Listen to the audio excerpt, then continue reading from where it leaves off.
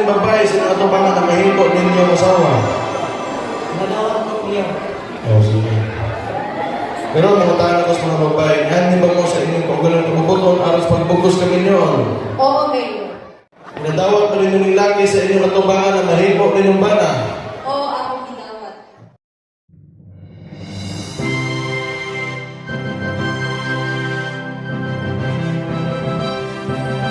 Bainti ka mga parisan ang naglibre na sulod sa tulo ka tuig pataas ang nagdesisyon o gisalmot nakasalan ng bayan sa Barangay Kilati, Toril District ng Siyudad sa Davao, Lunes, Hunyo 10, 2024. Kini napahigayon tungod sa tinguha sa bag-ong kapitan nga si Russell America para mapadayon ang maong programa aron mawahimong legal ang mga magtiayon nga nagpuyo sa ilang barangay. Nag-handle po dani isa ang LCR tungod kay kami plano ginamo po niya kay sa unang dayon pag yun sa una pag yun nga panahon ni Mayor Digong na programa nga magpakasalan mi. So ang karon bagong barangay captain so gusto nako akong ibalik para itong sa barangay nga way mga kasal ikalipay po nila para silang kami yun na sila nagkasinabot silang paghugmay sa ilang pag-isa.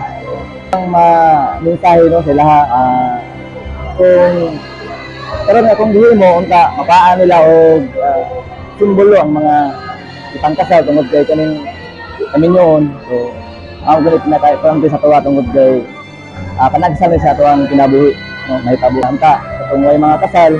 So magkan sila makaroon na sila nga magpakisal jud para sa ilang matagisan nila nga nagkahigugmay.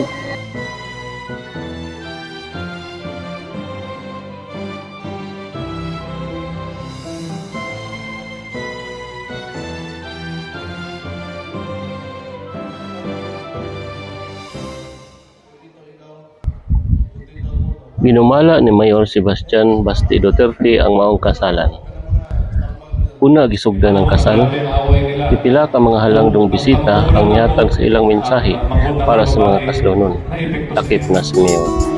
So I hope na karong adlaw ninyo hani i-cherish, ninyo hani forever remember. Pagtugod mong pamilya na o pag anak mo, anak ka ng mga anak na buotan, sudan ng eskwelahan, naan ang kalipay, usa sa kitang ginawang kalipay ay kalimutan na rin. Nas mga bata kayo, no? Tanong sa mga bata, bisag unsa nimo kakapoy sa imong trabaho, paguli nimo, magkakita kasi mo anak, malipay ka.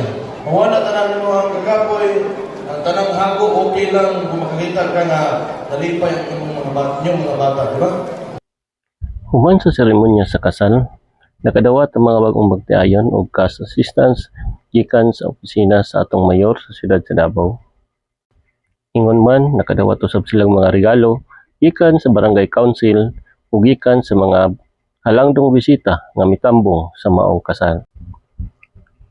Nihatag usab og mga regalo ang opisina sa atong halangdong Congressman Isidro Ungab ug atong City Councilor Alberto Ungab pinaagi sa ilang mga staff. Ug dayon nagpahulagway ang mga bagong kinasal uban kang mayor ug sa mga halangdong bisita isip handumanan sa mga pinaka-espesyal na event sa ilang nakagkinabuhi. Kauban ang ilang tagsatak sa kapamilya ug mga higala. Kumusta ang pakiramdam ninyo ngayon? Masaya kasi bibira lang naman, bibira kasi yung ganito na pinaliping kasal. Ikaw ma'am, anong naramdaman mo ngayon? Nalipay kay nahuman na jud finally. Nagdaanan bago mangyari ang kasal. Sige away. Sige away. Bago nilang dayan sa. Bali ilang taon na kayong nagsasama sir? Halos nasa 5. 5 years. Buti naka-decision kayo ngayon. Matagal na dapat kaso dami mo Kayong talaga. Okay, salamat. Congratulations. Best wishes. Hope mag-success ang inyong marriage. Malipayon. Malipayon. Kaya swerte kayo mo sir, kaya kamo dyan napili ng yun. Sa'yo sa inyo kibati, sa lang kamo ang sa tubangan. Sobrang malipay. Ito mo. Ibang model. Ito mo. Nakita mo siya. Kaluha. Kaisa niya. Sabi yun ang napili sa sala ng barangay na atubang kami na. Thank you kayo, sir. Thank you sa kanal na nagdumala ng sala. Thank you Sa kayo. inyo magsulti sa mga sponsor, nagkamo kayo ang mga sponsor.